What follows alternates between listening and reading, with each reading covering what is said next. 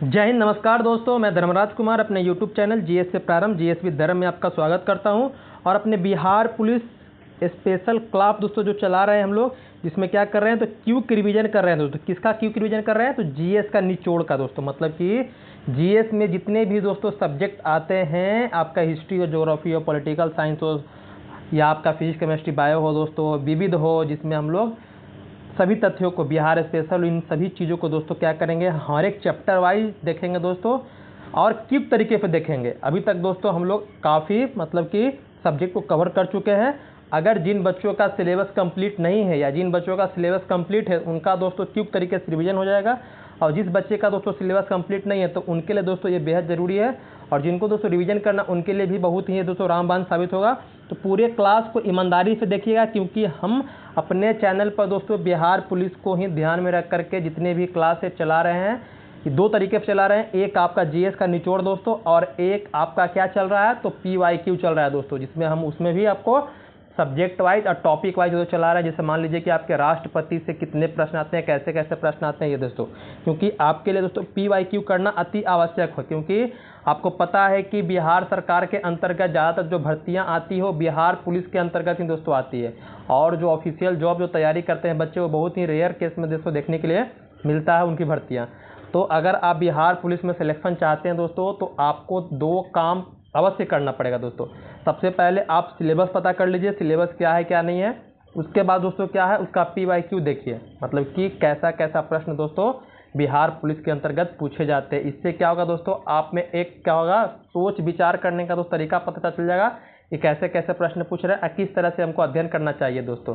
क्योंकि यहाँ पर 10th और 12th की दोस्तों बात नहीं हो रही है। 10th 12th में आपका क्या स्कोर कार्ड है, कितना % है, वो वैल्यू नहीं करता। यहाँ दोस्तों तैयारी यहाँ की अलग होती है। कॉम्पिटिटिव जो एग्ज़ाम होता है, प्रतियोगी परीक्षा दोस्तों, उसकी तैयारी अलग होती है दोस्तों। तो उसी अनुसार कीजिएगा। तो बताएं कि अभी हम क्या कर रहे हैं, जीएस का निचोड़ की बात कर रहे हैं। तो अभी हम पॉलिटी की बात कर चुके हैं, वर्ल्ड हिस्ट्री कर चुके हैं, और अब दोस्तों हम लोग भारत का भूगोल कर रहे हैं दोस्तों। ये हमारा पार्ट 1 है। इसके अंतर्गत दोस्तों क्या क्या करेंगे, तो इसमें दोस्तों भारत का सामान्य परिचय जानेंगे, पूरे भारत के बारे में, भारत का जो भौतिक स्वरूप वो जानेंगे दोस्तों, दर्रे के बारे में बात करेंगे, हिमालय का जो विभाजन करते हैं दोस्तों वो जानेंगे, पश्चिमी घाट, पूर्वी घाट, जो द्वीप समूह वो दोस्तों, अफवाह तंत्र मतलब कि नदियों के बारे में, जिसमें सिंधु नदी तंत्र, गंगा नदी तंत्र और ब्रह्मपुत्र नदी तंत्र के बारे में दोस्तों, ये सब क्या करेंगे, टॉपिक को इस वीडियो में दोस्तों कवर करेंगे क्विक तरीके से दोस्तों। ऐसा नहीं है कि क्विक रिवीजन कराया तो मतलब कि आपको क्या करेंगे, इंपॉर्टेंट फैक्ट को नहीं बताएंगे, सभी फैक्ट को दोस्तों हम बात करेंगे जो आपके एग्जाम के लिए बहुत ही महत्वपूर्ण है। चलिए हम बिना समय गवाए शुरू करते हैं अपना आज का क्लास। तो आज शुरू करेंगे भारत का भूगोल, और फिर उसके बाद दोस्तों हम विश्व के भूगोल पे भी बात करेंगे जब हमारा भारत का भूगोल खत्म हो जाएगा। तो क्या है, तो सबसे पहले हम बात करते हैं भारत का सामान्य परिचय। तो आपको पता होगा, आप 9th 10th में ही पढ़े होंगे दोस्तों भारत के सामान्य परिचय के बारे में। तो सबसे पहले जानिए कि जो हमारा भारत है दोस्तों, तो हमारे भारत में जो अगर हम क्षेत्रफल के अनुसार बात करें कि क्षेत्रफल के अनुसार हमारा भारत विश्व में कौन से नंबर पे आता है, तो क्षेत्रफल में दोस्तों हमारा भारत 7वें नंबर पे आता है। इससे पहले कौन से 6 देश है, तो रूस, कनाडा, चीन, यूएसए मतलब अमेरिका, ब्राज़ील, ऑस्ट्रेलिया दोस्तों। इसके बाद हमारा भारत आता है। तो दोस्तों कभी कभी क्रम पूछ जाता है दोस्तों कि सबसे बड़ा देश कौन है, उसको क्रम से सजाइए। तो इसके लिए दोस्तों एक ट्रिक आप याद रखिएगा, रुक और चीन, रुक चीन, अब आ भारत, अब आ अपना कौन, भारत। यहाँ पर क्या हो गया, भारत। तो रूस से रूस हो गया, क से कनाडा, चीन तो होंगे दोस्तों, आ से अमेरिका हो गया, ब से ब्राज़ील, अ से ऑस्ट्रेलिया और भा से भारत दोस्तों। यहाँ पर कंफ्यूज मत होइएगा, यहाँ ऑस्ट्रेलिया है, ये अमेरिका है, ये ध्यान रखिएगा। तो अगर बात करें कि विश्व स्तर पर कौन से नंबर पे है दोस्तों, तो 7वें नंबर पे क्षेत्रफल के अनुसार। वहीं बात कर ले कि हमारे भारत का क्षेत्रफल कितना है, तो 32,87,263 वर्ग किलोमीटर है दोस्तों हमारे भारत का क्षेत्रफल। तो ये 32,87,000 जो आपका है क्षेत्रफल दोस्तों, ये पूरे विश्व का कितना प्रतिशत हमारा भारत का हिस्सा है पूरे दुनिया में। मान लीजिए पूरे दुनिया का 100% मान लेते हैं क्षेत्रफल, तो इसमें हमारे भारत का कितना ही पता, हमारे भारत का दोस्तों 2.4% हिस्सा है क्षेत्रफल। मतलब कि 100% पूरी दुनिया को मानते हैं, तो 2.4% हिस्सा हमारे भारत का उसमें है दोस्तों, याद रखना है। तो वही है क्या है, तो कुल स्थान का 2.4। वहीं जनसंख्या के बारे में बात करें तो जनसंख्या में दोस्तों हमारा भारत क्या है, दूसरे नंबर पे है। वर्तमान परिवेश की बात करें तो दोस्तों अभी वर्तमान में दोस्तों क्या है, पहले नंबर पे भी दोस्तों भारत को आंका जा रहा है दोस्तों, तो अभी आप याद रखिए दो ही, पहला में चीन है, दूसरा में क्या है हमारा भारत दोस्तों। नया आंकड़ा आ जाएगा या आपसे पूछ देगा 2025 के अनुसार, तब दोस्तों आप अपना टिक कर सकते हैं कि नए आंकड़े के अनुसार भारत का जनसंख्या विश्व स्तर पर कितना है, मतलब कौन से स्थान पर है, तो प्रथम आप टिक कर सकते हैं दोस्तों। आगे हम लोग आते हैं, आगे 1 मिनट दोस्तों। तो अब जनसंख्या के बारे में बात किए, तो जनसंख्या हमारे भारत का कितना है दोस्तों, तो हमारे भारत की जनसंख्या की अगर हम बात करें तो 121 करोड़ 2011 के जनगणना के अनुसार, ये याद रखिएगा। वहीं बात करें कि भारत का जनसंख्या पूरे विश्व का दोस्तों कितना प्रतिशत हिस्सा हमारे भारत का है, अब उसके बारे में थोड़ा सा हम बात कर लेते हैं। तो मानते हैं हम पूरे विश्व को दोस्तों कितना, 100%, कितना मान रहे हैं हम लोग, 100%। मान लीजिए पूरे विश्व में कितने लोग रह रहे हैं, 100 लोग रह रहे हैं। तो ये पूरे विश्व में 100 लोग जब रह रहे हैं, तो इसी 100 लोग में से भारत में कितने लोग रह रहे हैं, तो भारत में लोग दोस्तों 17 से 18 लोग दोस्तों कहाँ निवास कर रहे हैं, 100 लोग में से भारत में निवास दोस्तों कर रहे हैं, ये याद रखना है आपको। तो 17.5% पूरे विश्व की जनसंख्या का हमारा हिस्सा है दोस्तों। और जनसंख्या में ये पॉइंट आपको, ये वाला जो है पूरा आपको समझ में आ गया होगा। हम दोस्तों आते हैं आगे। आगे हमारा है भारत का दूरस्थ बिंदु। दूरस्थ बिंदु मतलब कि आपको पता है कि हमारे भारत का सबसे उत्तरी बिंदु, दक्षिणी बिंदु, पूर्वी बिंदु और पश्चिमी बिंदु, उसको याद रखना, और वो कहाँ पर स्थित है दोस्तों, उसको भी याद रखना है। तो हम बात करेंगे सबसे उत्तरी बिंदु, जो सबसे हमारा उत्तर में कौन है, तो इंदिरा कॉल, जो सबसे उत्तरी पॉइंट हमारा है भारत का, वो दोस्तों उत्तरा क्या है, इंदिरा कॉल है। ये इंदिरा कॉल जो इसका हम अगर बात करें कि इसका अक्षांशीय विस्तार कितना है, तो आपका 37 डिग्री 6 मिनट दोस्तों उत्तरी अक्षांश है। यहीं आपका हम लोग दक्षिणी बिंदु की बात करें, दक्षिणी बिंदु दोस्तों इंदिरा पॉइंट है, क्या है आपका, इंदिरा पॉइंट, ये इंदिरा कॉल है, ये इंदिरा पॉइंट जो आपका ग्रेट निकोबार में दोस्तों, कहाँ है, ग्रेट निकोबार, जो ये 8 डिग्री दोस्तों 4 मिनट क्या है अक्षांशीय विस्तार, उत्तरी अक्षांशीय, ये भी उत्तरी है, ये भी उत्तरी दोस्तों। क्यों है उत्तरी हम आगे आपको बताएंगे, ऐसा नहीं कि नहीं बताएंगे, क्यों हम उत्तरी अक्षांश बोलते हैं, क्यों आपको पूर्वी देशांतर बोलते हैं दोस्तों। वहीं पश्चिमी बिंदु की बात कर ले तो गोहार मोता है, क्या है, गोहार मोता, यहाँ पर गौर माता लिखा है, जो गुजरात में दोस्तों।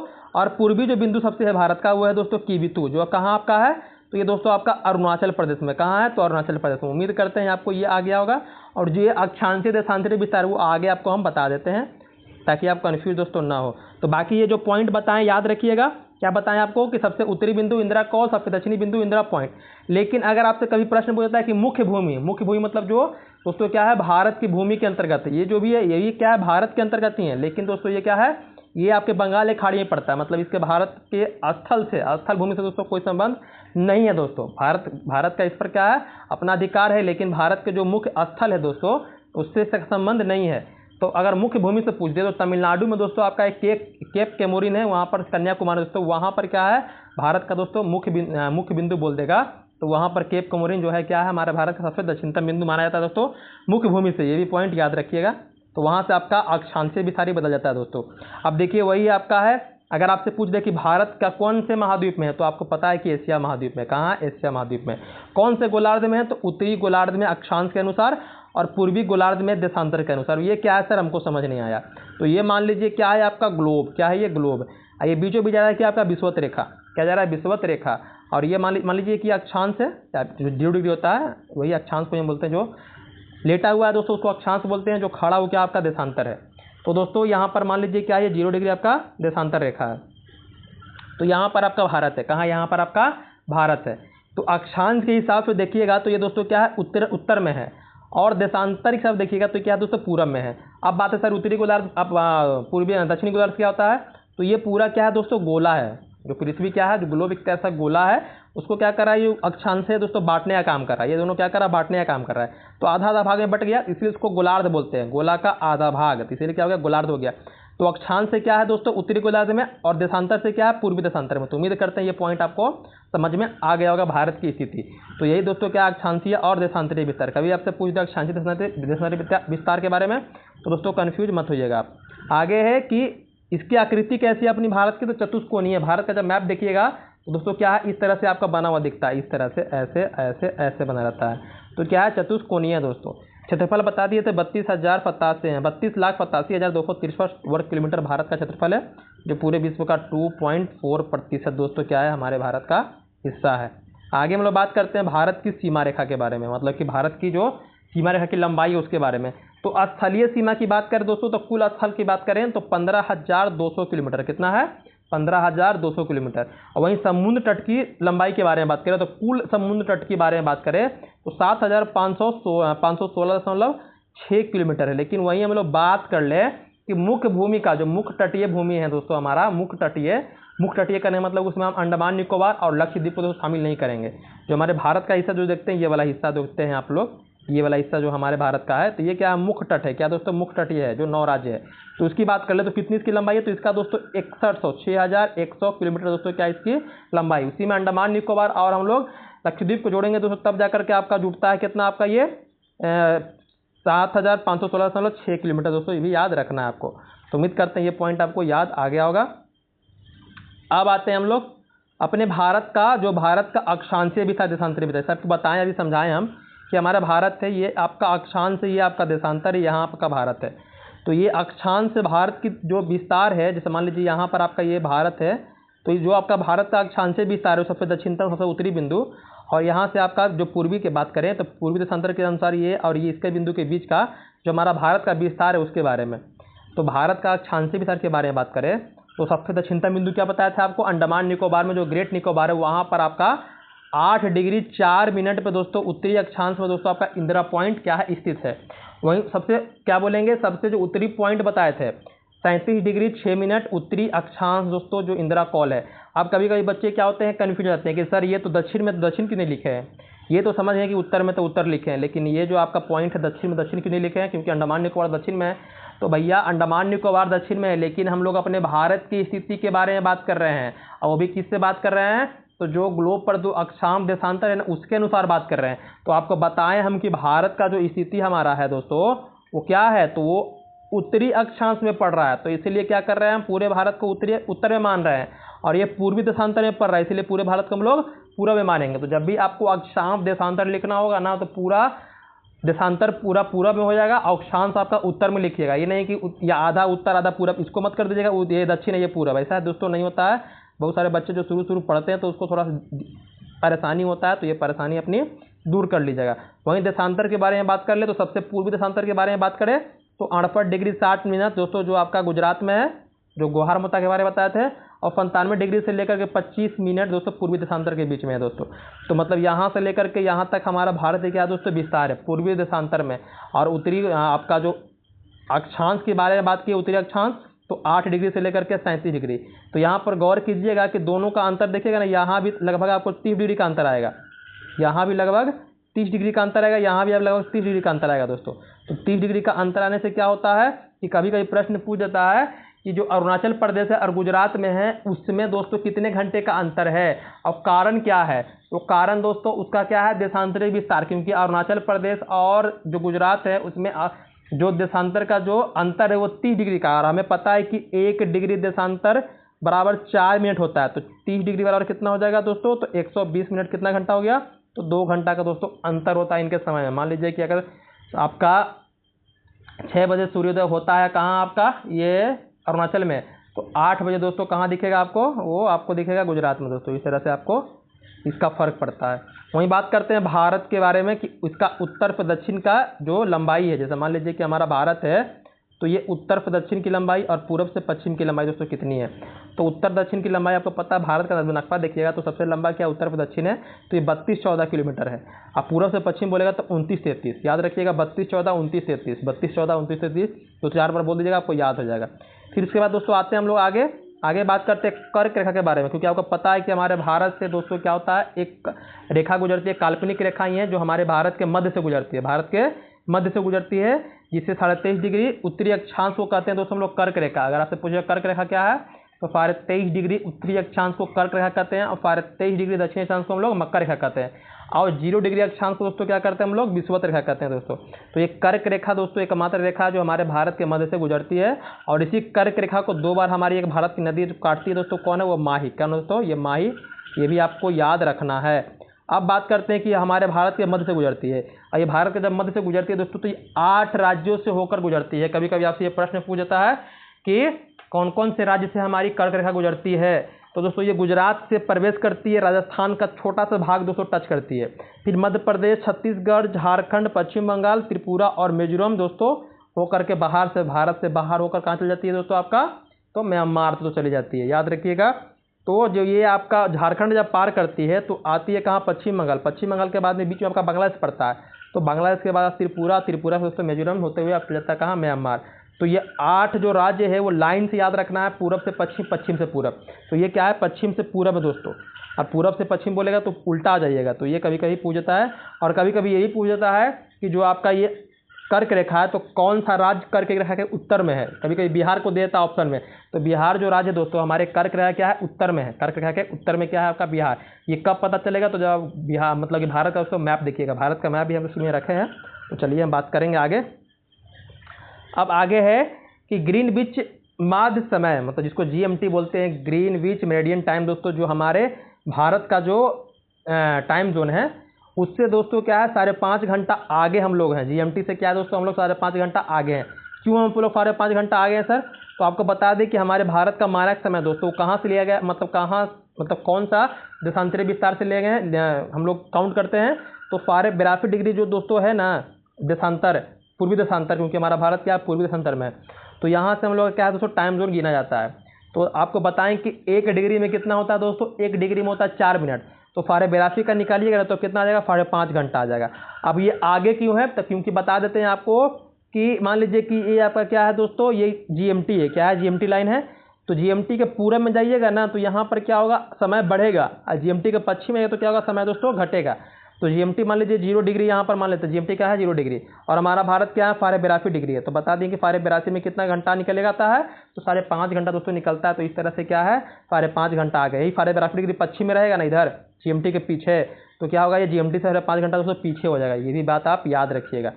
तो उम्मीद करते हैं ये समझ में आ गया होगा। अब ये जो 82 डिग्री भारत मानक समय रेखा है दोस्तों, हमारे भारत में कहाँ से प्रवेश करता है, तो हमारे भारत में उत्तर प्रदेश का दोस्तों एक जिला है मिर्जापुर, वहाँ से क्या करता है, हमारे भारत में प्रवेश करता है।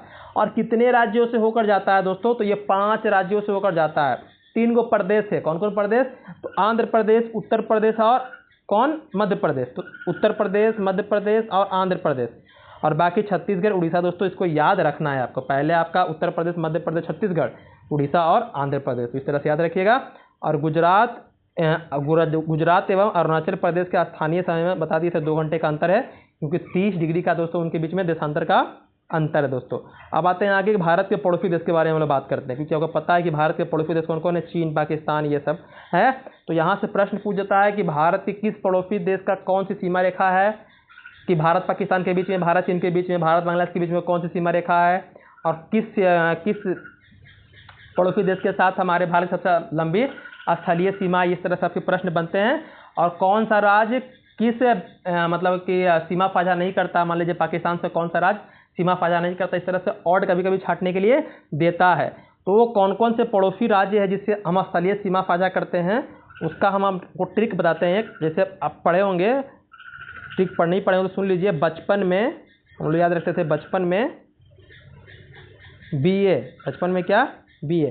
तो ब से बांग्लादेश, च से चीन, प से पाकिस्तान, न से नेपाल, ये म से म्यांमार, B से भूटान, और ए से दोस्तों क्या हो गया अफगानिस्तान। मतलब कि जो सबसे लंबी स्थलीय सीमा हमारे किस देश के साथ है, तो बांग्लादेश के साथ दोस्तों 4096, और सबसे छोटी कितना किसके साथ है दोस्तों, अफगानिस्तान के साथ 106 किलोमीटर। तो ये लाइन से दिया हुआ है क्या है, स्थलीय सीमा की लंबाई। अब पड़ोसी देश कैसे याद रखिएगा, तो पड़ोसी देश तो रटिएगा नहीं, ये जो दिया रटने का काम नहीं कीजिएगा। मैप देखना है आपको, मैप देखना है, और मैप देख करके दोस्तों उसको ऑब्जर्व करना है क्या है क्या नहीं है। और जब दोस्तों आप ज्योग्राफी पढ़ने जा रहे हैं, तो आप अगर बिहार की एग्ज़ाम की तैयारी कर रहे हैं दोस्तों, तो आपको क्या करना है, 2 चीज़ ज़रूर कीजिएगा। एक इंडिया का मैप जो होता है उसको एकदम ध्यान से पढ़िएगा, और एक जो आपका बिहार का मैप है दोस्तों उसमें क्या करना, हर एक राज्य, हर एक यूटी के दोस्तों जगह को पहचान लेना है कि कौन से पूर्वी मतलब राज्य है, कौन पश्चिमी राज्य है, कौन मध्य राज्य है, कौन दक्षिणी राज्य है, ये सभी चीज़ को दोस्तों पहचानना है। याद कैसे करना है, तो पहले जो लिखा हुआ मैप रहेगा उसको पढ़ लीजिएगा, मतलब कि एक साइड से इस तरह से। मान लीजिए कि हमको क्या करना है, तो हम इधर से आएंगे, इधर से होते हुए क्या करेंगे, नीचे जाएंगे, और यहाँ से घूमते हुए, जैसे देखिए यहाँ से, मिनट, हाँ, यहाँ से हम लोग आए, और यहाँ से क्या किए हम लोग, यहाँ से पूरा गुजरते हुए इधर से फिर यहाँ तक हम लोग वेस्ट बंगाल तक आ गए।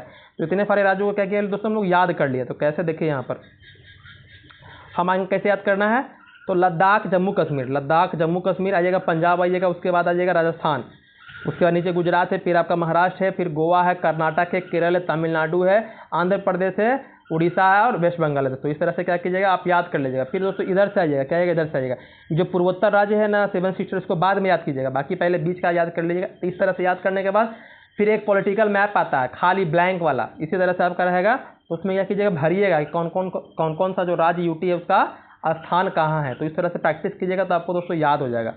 तो अब यहाँ से क्या फ़ायदा होगा याद करने से, तो आपको तो समझ में आ जाएगा कौन सा पड़ोसी देश के साथ कौन कौन से जिला कौन कौन सी यूटी सीमा फाजा कर रहे हैं। तो ये पाकिस्तान का एरिया है। पाकिस्तान आपको दोस्तों ये पूरा जो देख रहे हैं क्या पाकिस्तान है। तो पाकिस्तान से कौन कौन से हमारे प्रांत सीमा फाजा कर रहे हैं, तो ये लद्दाख देख रहे हैं, ये जम्मू कश्मीर देख रहे हैं, पंजाब देख रहे हैं, राजस्थान देख रहे हैं और गुजरात देख रहे हैं दोस्तों। तो ये जो आपके 5 प्रांत है, 2 यूटी और 3 राज्य दोस्तों, ये क्या कर रहे हैं, पाकिस्तान के साथ सीमा फाजा कर रहे हैं। यहाँ आप देख रहे हैं अफगानिस्तान, तो अफगानिस्तान के साथ दोस्तों सिर्फ लद्दाख सीमा फाजा करता है। वहीं देख रहे हैं आप चीन को देख रहे हैं, यहाँ पर चीन के साथ कौन कौन है, लद्दाख आपका है, हिमाचल प्रदेश है, उत्तराखंड है, उत्तर प्रदेश नहीं है, इधर से आपका सिक्किम हो गया, ये और ये हो गया दोस्तों अरुणाचल प्रदेश। तो ये क्या कर रहे हैं अपने चीन के साथ कर रहे हैं। यहीं देखिएगा नेपाल के साथ, नेपाल के साथ कौन कौन कर रहा है, तो ये उत्तराखंड हो गया आपका, उत्तर प्रदेश हो गया अपना, बिहार हो गया, सिक्किम हो गया और ये वेस्ट बंगाल का हिस्सा दार्जिलिंग देखें, यही क्या है दोस्तों आपका वेस्ट बंगाल का दार्जिलिंग देख रहे हैं। दार्जिलिंग वाला हिस्सा क्या करता है आपका, टच करता है किसको, तो नेपाल को दोस्तों, ये ध्यान रखिएगा। वहीं भूटान के बारे में बात कर ले तो भूटान को देखिएगा, तो ये आपका क्या है, भूटान है। एक मिनट यहाँ हम लोग करते हैं, हाँ देखिए ये क्या है, भूटान है। तो भूटान से कौन कौन है, सिक्किम देख रहे हैं आप, अरुणाचल प्रदेश हो गया, ये असम टच कर रहा है और पश्चिम बंगाल टच कर रहा है दोस्तों। ये 4 क्या होगा, राज्य टच कर रहे हैं। वहीं बात करते हैं हम लोग किसको, तो आपका ये इधर म्यांमार है, क्या है एरिया, ये म्यांमार का। तो म्यांमार से अरुणाचल प्रदेश हो गया, नागालैंड हो गया, मणिपुर और मिजोरम दोस्तों। इस तरह से आप इसको भी याद रखिएगा। बाकी बांग्लादेश को भी देख लेते हैं। बांग्लादेश ये देख रहे हैं आप, तो बांग्लादेश से आपका पश्चिम बंगाल टच कर ही रहा है, त्रिपुरा हो गया, ये मेघालय हो गया दोस्तों, ये असम हो गया। तो ये क्या है, 4 राज्य दोस्तों, ये भी टच कर रहा है। ये भी याद रखिए, मिजोरम भी टच कर रहा है आपको, बांग्लादेश से मिजोरम भी क्या कर रहा है, टच का अपनी सीमा बना रहा है, किससे, बांग्लादेश से दोस्तों। तो ये 5 जो राज्य हैं दोस्तों क्या कर रहे हैं, बांग्लादेश के साथ सीमा फाजा कर रहे हैं। और बांग्लादेश के साथ ही दोस्तों हमारे भारत की सबसे लंबी स्थलीय सीमा है। ये भी प्रश्न आपसे बिहार पुलिस में हमेशा बार बार पूछता है। अब बात आता है तटीय, या बोलता है अभी बताया था स्थलीय, जो हमारे भारत की स्थलीय सीमा की कुल लंबाई कितनी है, तो हम लोग बात करते हैं 15,200। तो 15,200 कैसे काउंट करते हैं, देखिए 15,200 कैसे कहाँ से काउंट करते हैं। यहाँ से आपका जो इलाका देख रहे हैं, ये सब क्या है, स्थलीय है। सब क्या दोस्तों, स्थलीय है। ये देख रहे हैं ये वाला, ये सब क्या दोस्तों, स्थलीय है। तो ये क्या है, स्थलीय सीमा। यही क्या है दोस्तों का 15,200 किलोमीटर क्या है इसकी लंबाई है दोस्तों। और जलीय सीमा के बारे में बात कर लेते हैं हम लोग। जो तटीय है, यहाँ से लेकर के ये देख रहे हैं, ये एक वेस्ट बंगाल तक दोस्तों क्या आपका ये तटीय है। तो 9 तटीय राज्य हमारे भारत में, कौन कौन, तो गुजरात, महाराष्ट्र, ये गोवा, कर्नाटक, केरल, तमिलनाडु, आंध्र प्रदेश, उड़ीसा और आपका वेस्ट बंगाल, 9 हो गया। और 2 आपका यूटी हो गया, ये आपका अंडमान निकोबार, और ये हो गया दोस्तों आपका लक्षद्वीप। क्या हो गया, ये लक्षद्वीप। तो वही बता रहे थे कि अगर सिर्फ मुख्य भूमि का तटीय लंबाई पूछेगा दोस्तों, तो क्या हो जाएगा, 6,100 किलोमीटर। और वहीं इसको भी जोड़ दीजिएगा ना, तब जाकर के 7,516 दशमलव क्या हो जाएगा, 6 किलोमीटर दोस्तों। तो उम्मीद करते हैं ये भी पॉइंट आपको समझ में आ गया होगा। इस तरह से क्या होता है, मैप रखने से दोस्तों आपको क्या होता है, पढ़ने में सहूलियत मिलती है। कभी कभी प्रश्न पूछ जाता है कि किस तट की सबसे लंबाई सबसे अधिक है, तो गुजरात की दोस्तों सबसे अधिक है, गुजरात की सबसे अधिक है। सबसे छोटा बोलेगा दोस्तों तो गोवा का, गोवा देख लेते हैं कितना छोटा सा राज्य है दोस्तों। सबसे छोटा क्या है, तो गोवा का है। सबसे लंबा किसका है दोस्तों, तो गुजरात का दोस्तों। ये भी ध्यान रखिएगा। चलते हैं हम लोग आगे। अब उम्मीद करते हैं ये भी पॉइंट आपको समझ में आ गया होगा। तो इसकी हम बात कर लिए, तो ये भी आपको हम समझा दिए कैसे याद करना है मैप से। रटिएगा तो भूल जाइएगा, रटिएगा तो भूल जाइएगा। अब आते हैं हम लोग आगे, क्या दिया है, तो भारत की सबसे लंबी स्थलीय सीमा बांग्लादेश के साथ है और सबसे छोटी है कि अफगानिस्तान के साथ है। भारत के स्थलीय सीमा से लगे पड़ोसी देश कितने हैं, 7 है दोस्तों।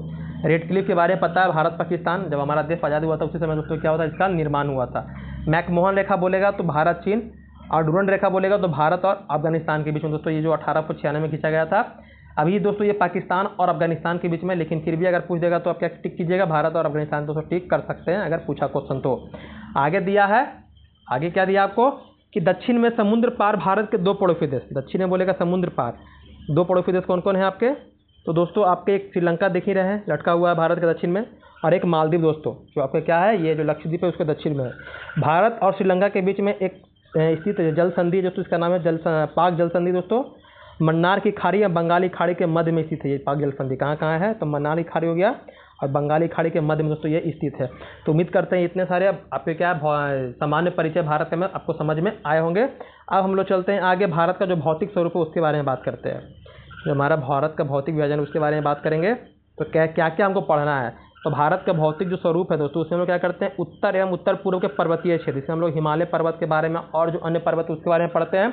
उत्तरी मैदान के बारे में पढ़ेंगे, प्रायद्वीपीय पठार के बारे में पढ़ेंगे, भारतीय मरुस्थल पश्चिमोत्तर भारत में आपका देखते हैं थार का मरुस्थल उसके बारे में, तटीय मैदान के बारे में पढ़ेंगे और द्वीप समूह लक्षद्वीप और अंडमान निकोबार के बारे में दोस्तों हम लोग पढ़ेंगे। तो हम लोग आते हैं अब क्या करते हैं, बारी बारी से अध्ययन करते हैं दोस्तों। तो ये क्या है, भारत का पर्वतीय क्षेत्र है। क्या है, भारत का पर्वतीय क्षेत्र दोस्तों। ये पश्चिमी हिमालय के बारे में बात किया इसमें।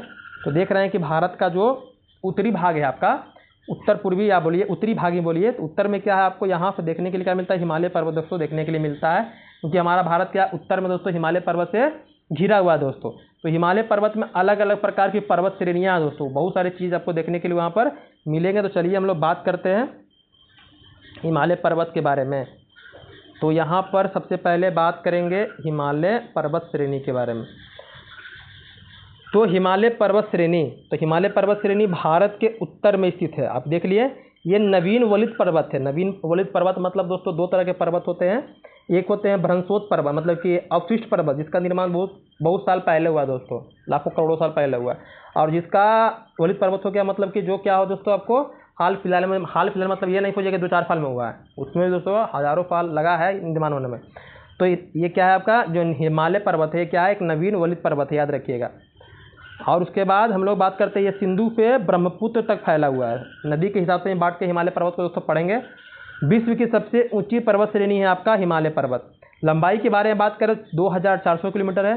चौड़ाई कश्मीर में 400 किलोमीटर, अरुणाचल प्रदेश में क्या है 150 किलोमीटर। मतलब कि आपका जो अभी तो कश्मीर लद्दाख है, तो लद्दाख से लेकर के जो अरुणाचल प्रदेश हमारा जो पूर्वी राज्य है दोस्तों, वहाँ तक दोस्तों इस तरह से क्या है हमारा ये हिमालय पर्वत दोस्तों फैला हुआ है। अब जो हिमालय है दोस्तों, हिमालय को हम लोग क्या करते हैं 4 भागों में दोस्तों बांट कर पढ़ते हैं।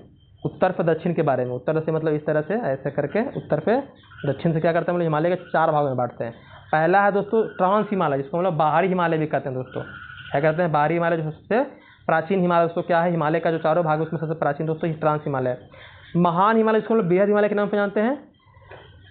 निम्न या हिमाचल हिमालय दोस्तों, इसको लघु हिमालय भी बोलते हैं हम लोग। बाह्य या शिवालिक हिमालय। अब आपको दिमाग में आ रहा होगा कि सर इसको आप बाहरी हिमालय बोले, तो बाहरी मतलब कि ये जो भारत के बाहर के हमने बात कर रहे हैं।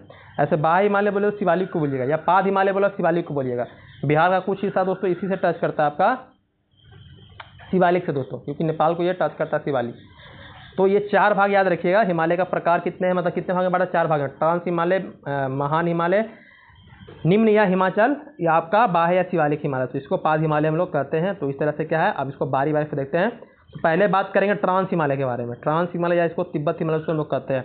तो इसमें आपको 3 पर्वत श्रेणियाँ देखने के लिए मिलेगी। काराकोरम, लद्दाख, जास्कर। कभी कभी आपसे पूछता है इसका क्रम, इसको फजाइए उत्तर से दक्षिण। तो एक शब्द याद रखिएगा इसको चोटी का रखने के लिए दोस्तों, कलेजा। कलेजा। तो क से काराकोरम, ल से आपको लद्दाख, और जब क्या हो गया जास्कर। तो आपको पर्वत श्रेणी दोस्तों याद रहेगा पर्वत की, कहाँ पर, तो ट्रांस हिमालय का। हिमालय की सबसे प्राचीन श्रेणी है, आपको बता दिए। विस्तार पश्चिम से पूर्व लगभग 1000 किलोमीटर और चौड़ाई इसका 40 किलोमीटर है दोस्तों। सिंधु नदी का उद्गम कैलाश पर्वत के उत्तरी ढाल से होता है।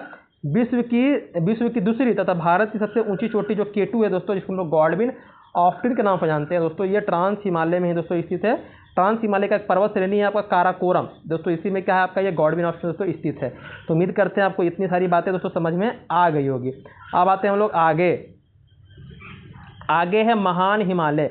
महान हिमालय जिसको हम लोग आंतरिक हिमालय या हिमाद्री भी कहते हैं। तो ये क्या है, तो सबसे अधिक सतत श्रृंखला है। सबसे क्या है दोस्तों अधिक, आपको सतत मतलब कि लगातार बढ़ने वाली जो श्रृंखला है, इसमें आपको प्रमुख चोटी देखने के लिए मिलेगा माउंट एवरेस्ट, जो नेपाल में है, जो हिमालय की सबसे ऊंची चोटी है दोस्तों। तो 8848 मीटर, कहीं कहीं आपको 8850 भी देखने के लिए मिलेगा, जो नेपाल की सबसे ऊंची चोटी है। और विश्व की दोस्तों क्या है सबसे ऊंची चोटी है कंचनजंगा दोस्तों, जो 8598 है दोस्तों, ये भारत में स्थित है। और भारत में पूर्णतः दोस्तों अगर बोलेगा तो यही क्या है दोस्तों, आपका भारत की सबसे ऊंची चोटी है दोस्तों, ये भी याद रखना है आपको। औसत ऊंचाई बोलेगा 6000 किलोमीटर। ये जो इसका क्रोड है दोस्तों क्या है, ग्रेनाइट से निर्मित है। किसका, तो हमारा जो महान हिमालय उसका दोस्तों। बाकी विस्तार बोलेगा तो लंबाई इसका 2400 किलोमीटर, 2400 किलोमीटर, और चौड़ाई दोस्तों क्या है इसका 25 किलोमीटर। तो ये भी ध्यान रखिएगा। बाकी कौन कौन से पर्वत श्रेणियाँ इसमें आपको देखने के लिए मिल रही है, मतलब कि प्रमुख चोटी, वो याद रखिएगा। अब आते हैं लघु हिमालय या हिमाचल हिमालय या मध्य हिमालय इसको हम लोग बोलते हैं। तो इसमें कुछ कुछ घाटियाँ आपको देखने की मिले, जैसे कश्मीर घाटी, कुल्लू जो हिमाचल प्रदेश में है, कांगड़ा घाटी दोस्तों ये भी क्या है आपका हिमाचल प्रदेश में है। प्रमुख नगर देखने के लिए मिलेगा पहाड़ी नगरों, जैसे आपका डलहौजी नगर के नाम हिमाचल प्रदेश में नाम सुने होंगे, तो यहाँ पर दोस्तों देखने के लिए मिलेंगे। प्रमुख पर्वत श्रृंखलाएं में पीर पंजाल, जो सबसे लंबी पर्वत श्रृंखला है दोस्तों, धौलाधर, महाभारत, ये सब क्या है तो आपका सबसे लंबा पर्वत। चलिए आगे देखते हैं हम लोग, आगे हमारा क्या है, आगे हम लोग का अब है शिवालिक के बारे में बात करते हैं, जिसे हम लोग बाह्य हिमालय के नाम से भी दोस्तों जानते हैं। तो इसके बारे में कुछ तथ्य जान लेते हैं।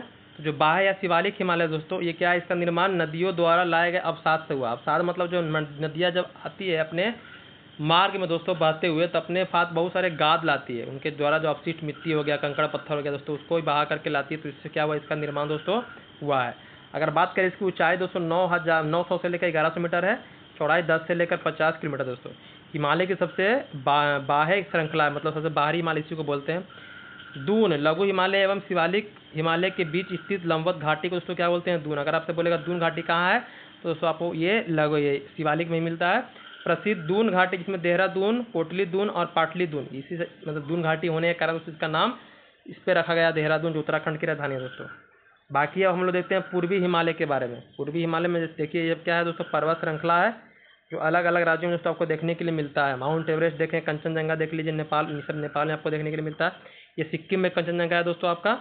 बाकी ये गारो खाकी जयंतिया देख रहे हैं, तो ये कहाँ आपका, ये मेघालय में है। जलेपला दर्रा है, ये सब को भी देखिएगा थोड़ा सा।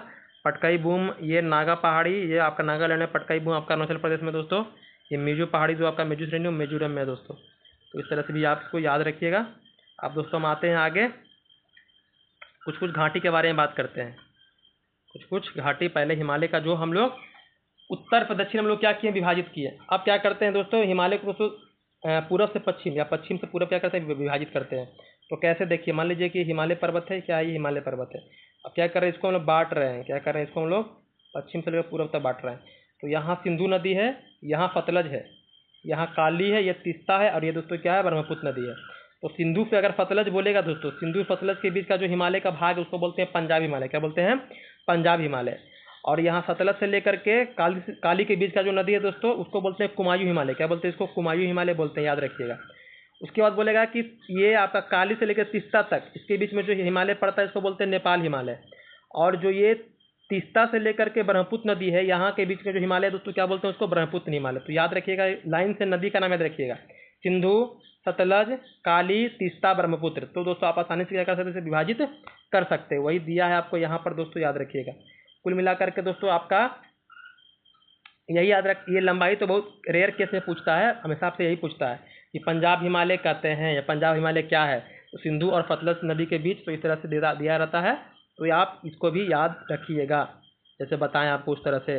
आते हैं हम लोग भारत की प्रमुख घाटियों के बारे में। तो अगर पूछेगा आपसे नुब्रा घाटी, घाटी मतलब दोस्तों होता है जो दो पहाड़ों के बीच की जो भूमि होती है ना, उसको कैसे, मान लीजिए कि ये आपका क्या है, पहाड़ है, ये क्या है, पहाड़ है मान लीजिए, और ये क्या है, पहाड़, इसके बीच में जो रास्ता है ना दोस्तों, क्या बोलते हैं लोग, घाटी बोलते हैं।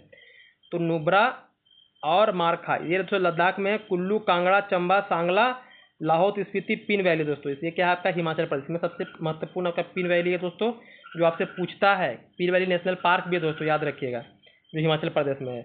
नेलांग फुलुई घाटी के बारे में सुने होंगे आप, ये उत्तराखंड में है। युथांग दोस्तों सिक्किम में है। नेवरा आपका पश्चिम बंगाल, दार्जिलिंग में दोस्तों ये पड़ता है आपका, याद रखिएगा क्या है, तो घाटी है। आगे बात करते हैं हम लोग, केरल में आपका शांत घाटी का नाम सुने होंगे आप। जुको नागालैंड में है आपका। चुंबी घाटी कहाँ है, सिक्किम में। भारत है, भूटान एवं चीन का मिलन बिंदु है, मतलब कि यहाँ पर जो चुंबी है आपका, ये भारत का, भूटान का और क्या चीन का जो एरिया मिलता है दोस्तों, यहाँ पर ये भी देखना है आपको। बराक घाटी असम में मिलता है। अराकू आपका विशाखापट्टनम में दोस्तों क्या है, ये घाटी का नाम है। अब आते हैं भारत के प्रमुख हिमनद। हिमनद जैसे आपका गंगा नदी होता है, जल का नदी होता है ना, तो उसी तरह से क्या होता है, हिमनद मतलब बर्फ का नदी होता है। तो कौन कौन से हिमनद कहाँ पर, वो याद रखिएगा। तो सबसे पहले हम आते हैं लद्दाख के बारे में बात करते हैं। तो लद्दाख में सियाचिन के बारे में सुने होंगे, भारत का सबसे बड़ा हिमनद है दोस्तों। अगर आपसे पूछे कि भारत का सबसे बड़ा हिमनद कौन है तो सियाचिन ग्लेशियर के बारे में सुने होंगे। फिर वहीं आते हैं हम लोग उत्तराखंड में, आपका गंगोत्री यमुनोत्री नाम सुने होंगे, जहाँ से गंगा का क्या होता है, उद्गम होता है। यमुनोत्री मतलब जहाँ से यमुना की उद्गम होता है दोस्तों। मिलान हो गया, पिंडारी हो गया दोस्तों, ये क्या है, ये उत्तराखंड में। हिमाचल की बात कर ले तो बाड़ा सिगड़ी, छोटा सिगड़ी और सोना पानी से क्या हिमाचल प्रदेश का हिमनद है। सिक्किम में आपका जेमू, सिक्किम में क्या है, जेमू हिमनद, याद रखिएगा दोस्तों, ये हिमनद है। जब ऑप्शन आएगा आपके सामने तो आपने दोस्तों आप टिक कर सकते हैं, लेकिन शांत दिमाग से बैठ के आराम से इसको क्या कीजिएगा, देखिएगा दोस्तों। अब आते हैं दर्रा के बारे में। क्या करना है हमको? दर्रा याद करना है दोस्तों।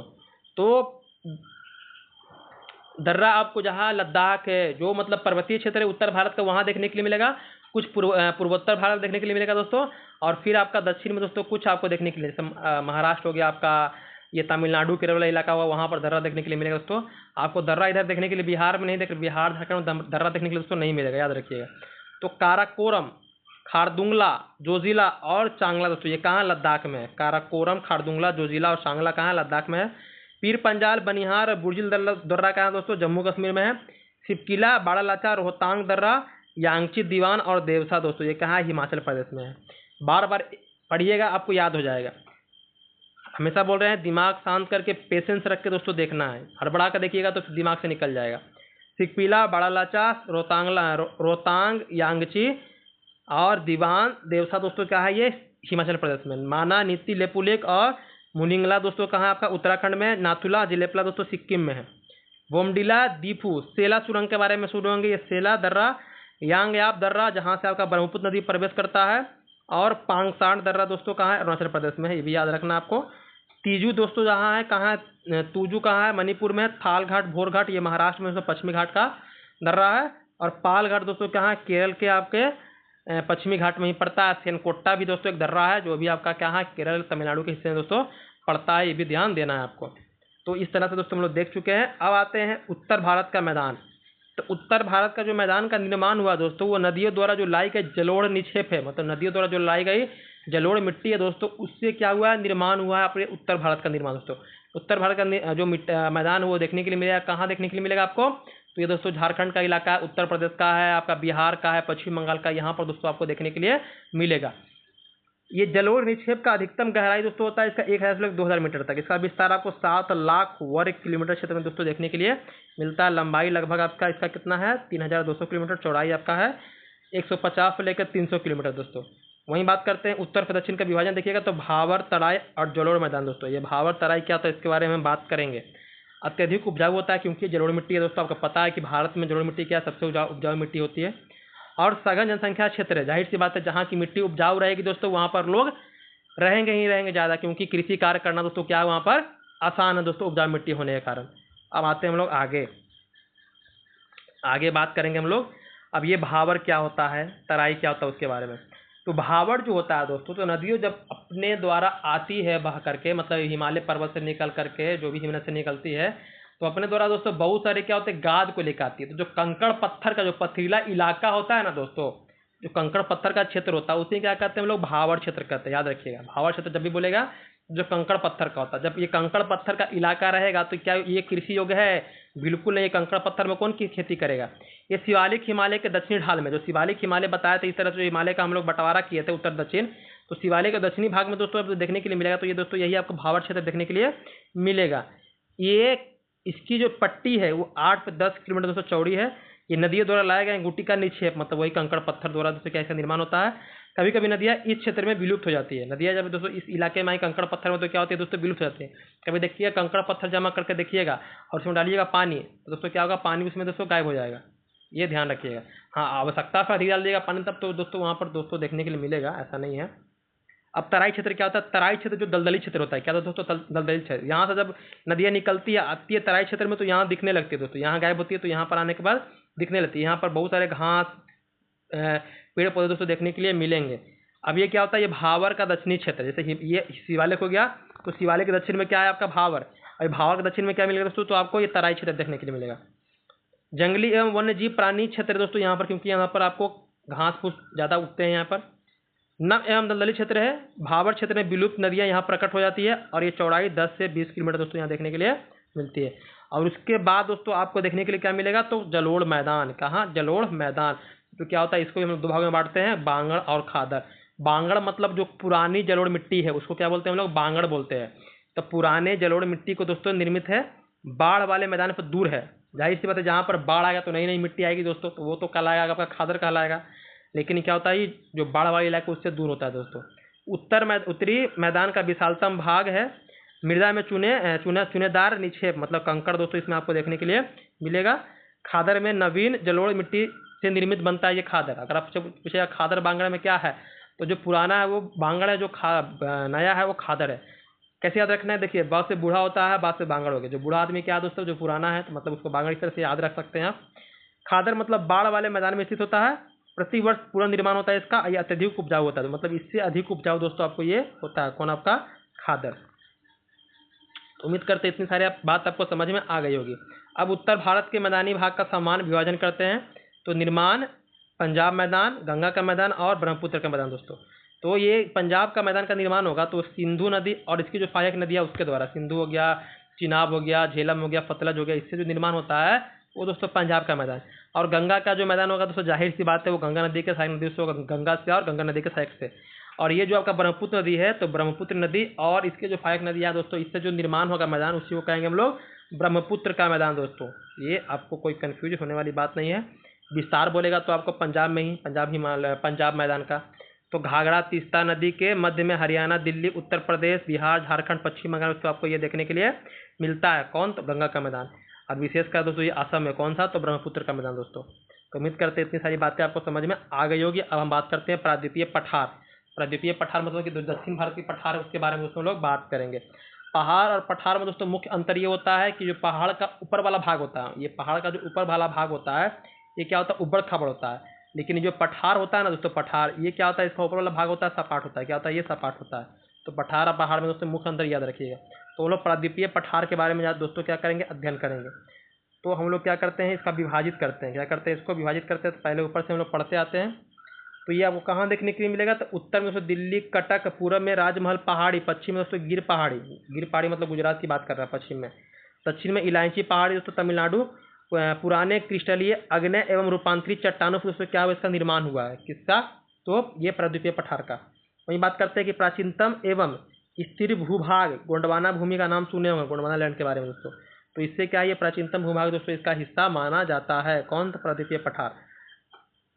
ढलान पश्चिम से पूरब की ओर है। कहाँ है इसका? पश्चिम से पूरब की ओर। ये पश्चिम अपना भारत है, मान लीजिए कि अपना भारत है, तो ये पश्चिम वाला एरिया हो गया, ये पूरब वाला हो गया। तो देखते होंगे कि ढलान के कारण दोस्तों क्या होता है? अधिकांश नदियाँ जो होती है दोस्तों पश्चिम से क्या होती है? पूरब की ओर बह करके बंगाली खाड़ी में दोस्तों गिरती है, क्योंकि ये हमारा जो भारत का हिस्सा है ये पश्चिम पूरब की तुलना में पश्चिम में क्या दोस्तों? ऊंचा है। ये याद ध्यान दीजिएगा दोस्तों। अब विभाजन के बारे में बात करें तो ये प्रायद्वीपीय पठार का विभाजन करते हैं। कैसे करते हैं? तो मध्य उच्च भूभाग, इसको नर्मदा के उत्तर में जो स्थित है वो हो गया। दक्कन का पठार का नाम सुने होंगे, नर्मदा का दक्षिण वाला भाग को। उत्तर पूर्वी पठार के बारे में सुने होंगे, मेघालय का पठार, ये सब दोस्तों। उसके बाद हम लोग पश्चिम और उत्तर पश्चिम भाग में काली मिट्टी का विस्तार दोस्तों देखने के लिए मिलेगा। प्रायद्वीपीय पठार के बारे में जब बात कीजिएगा, दक्कन पठार के बारे में बात कीजिएगा, तो वहाँ पर दोस्तों क्या देखने के लिए मिलेगा? काली मिट्टी के बारे में देखने के लिए मिलेगा, क्योंकि इसका निर्माण किससे हुआ है? तो अग्नय चट्टान से हुआ है। और अग्नि चट्टान कैसे बनता है? ज्वालामुखी के विस्फोट से दोस्तों। और ज्वालामुखी विस्फोट होता है तो देखते हैं कि बहुत सारे सब चीज़ क्या होता है? जला हुआ रहता है। और जलने के बाद कोई भी चीज़ क्या होता है? काला होता है दोस्तों। तो इसीलिए देखिए कि यहाँ पर आपको काली मिट्टी ज़्यादा देखने के लिए मिलेगी। अनेक पठारों और पहाड़ियों से निर्मित होता है। त्रिकोणीय इसकी आकृति है और ऊंचाई दोस्तों 6,000 से लेकर 900 मीटर दोस्तों इसकी ऊंचाई है। ये दोस्तों हम अभी ट्यूब करवा रहे हैं, इसलिए दोस्तों आपको विस्तृत रूप से नहीं बता रहे हैं। जब इसको हम सब्जेक्ट के अनुसार जब पढ़ाना शुरू करेंगे तो सारी चीज़ को दिखाएंगे भी आपको मैप में, और सभी तथ्य को दोस्तों क्लियर कर देंगे आपको, ताकि आपको दिक्कत ना हो, क्योंकि अभी हमारे पास समय कम है, इसलिए दोस्तों हम आपको तेज़ी से पढ़ा रहे हैं। अब बात करते हैं मालवा का पठार।